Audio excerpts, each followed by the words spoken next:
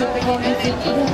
Personne n'est sur les barricades. Allez, courage, n'ayez pas peur, avec moi dans la parade. Je suis là, tous ensemble, hey, général. C'est dans la rue que ça se passe, quand les rois sont matés. C'est dans la rue que ça se passe, quand il se passe quelque chose. C'est dans la rue que ça se passe, quand on change d'air.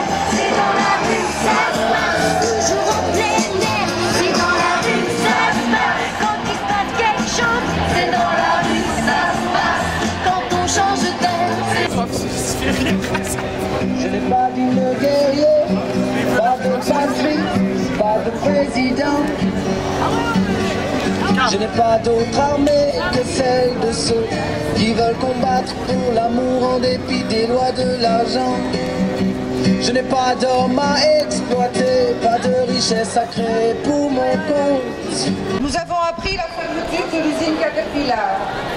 2200 ouvriers et employés vont perdre leur emploi. Plus de 5000 familles seront directement frappées dans la région.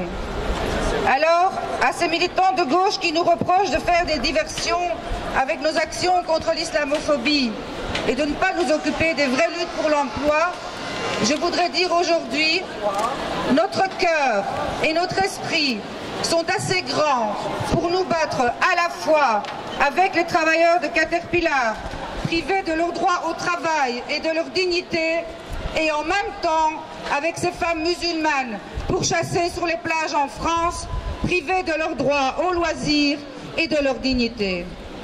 À ceux qui nous reprochent de faire le jeu des terroristes, je voudrais rappeler qu'une des premières femmes tombées à Nice sous les roues du camion blanc était une femme musulmane portant le foulard, et que sa famille aujourd'hui subit la double peine du deuil et du regard suspicieux de nombreux Niçois qui voient en chaque musulman un terroriste potentiel.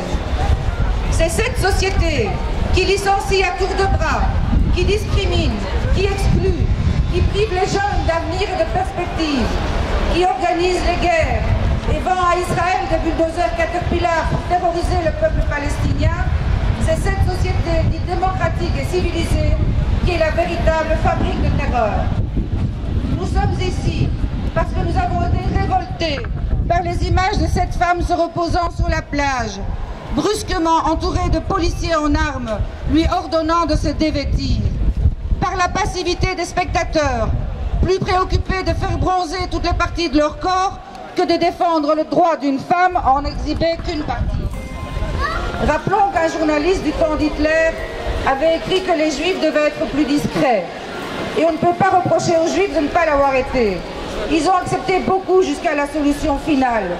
Et ceux qui ont dit que la chasse aux Juifs était une diversion par rapport à la lutte contre le chômage sont en partie complices de leur extermination. On reparle aujourd'hui en France de la peine de mort, de prison à la Guantanamo, d'un Patriot Act à l'américaine.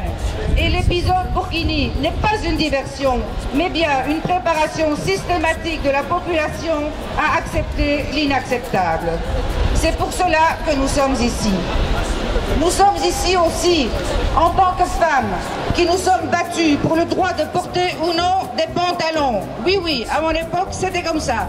De porter ou non la mini-jupe. Oui, oui, à mon époque, c'était comme ça.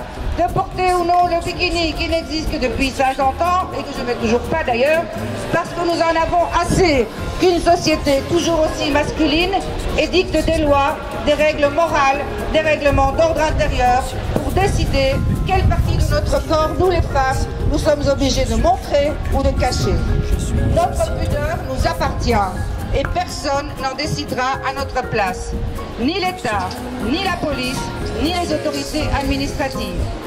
Quant à nos hommes, nos maris, nos pères, nos frères, la question de savoir si nous acceptons ou non leurs ordres, leurs conseils, leurs désirs, c'est une affaire privée qui ne regarde que nous. Femmes et hommes solidaires, nous nous battrons pour le respect et la justice, autant pour les familles de Caterpillar que pour les femmes persécutées de Nice, d'ici et d'ailleurs. Je vous remercie.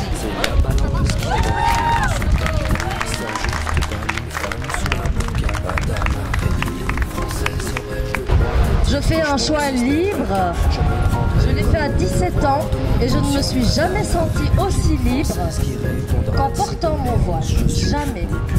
Et donc je nage partout. Je vais dans le monde entier pour nager. J'ai nagé dernièrement à La Panne. Et alors je n'ai eu que des gens qui étaient favorables au burkini, heureusement, qui sont venus vers moi.